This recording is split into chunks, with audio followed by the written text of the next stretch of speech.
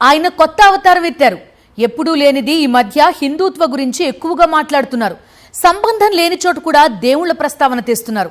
అకస్మాత్తుగా అయోధ్య వెళ్లి శ్రీరాముని దర్శనం చేసుకున్నారు.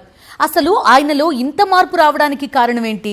ప్రజలను తప్పుదోవ పట్టించడానికి ఎన్నికలకు ముందు ఆకాశమే హద్దుగా హామీలిచ్చి ఆ తర్వాత మొండి చేయి చూపటంలో ఘనత వహించిన చంద్రబాబు రాజకీయ స్వార్థం కోసం ఎంతకైనా తెగిస్తారని రాజకీయ విశ్లేషకులు అభిప్రాయపడుతూ వచ్చిన సంగతి తెలిసిందే.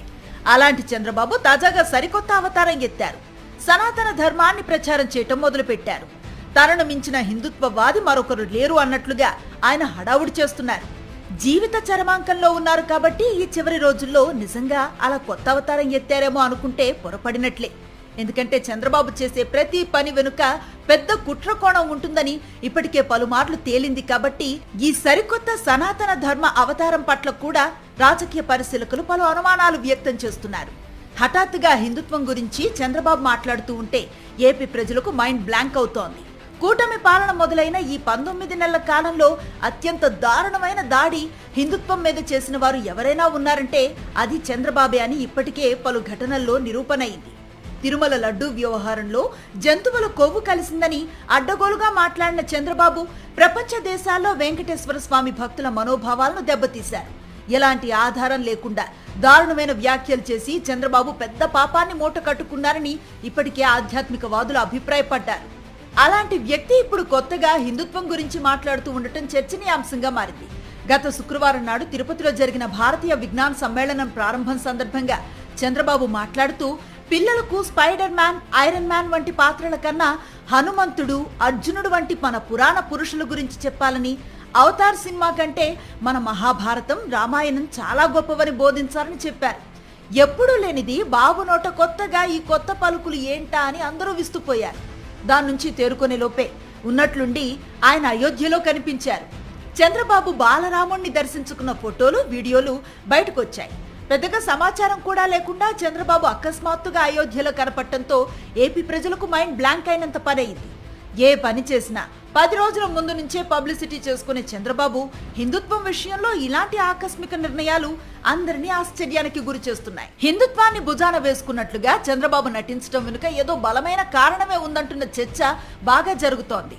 నిజంగానే చంద్రబాబుకు హిందుత్వం మీద భక్తుంటే దాన్నెవ్వరూ తప్పుబట్టరు. కానీ గడిచిన 19 నెలలుగా రాష్ట్రంలో వరుస వెంబడి హిందూ ఆలయాల మీద దాడులు, హిందుత్వాన్ని కించపరిచే సంఘటనలు, ఆలయాల్లో భక్తుల మరణాలు, ఇలా అనేక అపచారాలు చోటు చేసుకుంటుంటే నోరెత్తని చంద్రబాబు ఇప్పుడు ఈ కొత్త అవతారం ఎందుకు ఎత్తారనేది $1 మిలియన్ ప్రశ్నగా మారింది. ఇప్పటికే చేయాల్సిన అధర్మం అంతా చేస్తూ ఇప్పుడు ధర్మ పరిరక్షణ గురించి చంద్రబాబు మాట్లాడుతున్న తీరును చూస్తుంటే దెయ్యాలు వేదాలు వల్లించినట్లుగా ఉందన్న చర్చ జరుగుతోంది. బాబు పాలనలో ఆలయాల్లో జరిగినన్ని అపచారాలు, దారుణాలు మరెప్పుడు జరగలేదు. గోదావరి పుష్కరాల సమయంలో బాబు పబ్లిసిటీ కోసం 29 మందిని బలిగొన్నారనే విమర్శలు అప్పట్లో వెల్లువెత్తాయి. అలా జరగటం మామూలే అన్నట్లుగా చంద్రబాబు మాట్లాడటం కూడా అందరికీ తెలిసిందే. బాబు పాలనలోనే కాశీనాయన ఆశ్రమం కూల్చివేత, విజయవాడ, గుంటూరు జిల్లాల పరిధిలో 40కి పైగా ఆలయాలు కూల్చివేసిన సంఘటనలు జరిగాయి. ఈ 19 నెలల్లో తిరుపతి, సింహాచలం, కాశీబుగ్గ ఆలయాల్లో తొక్కిసలాటలు జరిగి భక్తులు మరణించినా ఏమాత్రం చలించని చంద్రబాబు ఇప్పుడు ఉన్నపాళంగా కొత్త అవతారం ఎత్తటం, హిందుత్వ పరిరక్షణ కోసం పాటుపడుతున్నట్లుగా నటించటం వెనుక ఖచ్చితంగా మరేదో పెద్ద కథే ఉందని రాజకీయ విశ్లేషకులు అభిప్రాయపడుతున్నారు. ఏపీలో చంద్రబాబు ఆధ్వర్యంలో జరుగుతున్న పాలనపై బీజేపీ గుర్రుగా ఉంది.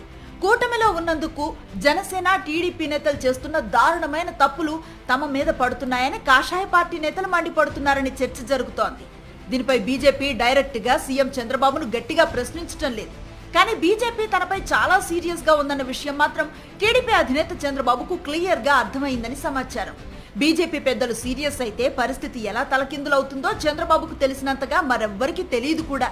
కాబట్టి వారి కోపాన్ని తగ్గించేందుకు, మళ్లీ బీజేపీ పెద్దలకు దగ్గరయ్యేందుకు చంద్రబాబు ఆడుతున్న డ్రామానే ఈ కొత్త హిందుత్వ అవతారం అనే చర్చ జరుగుతోంది.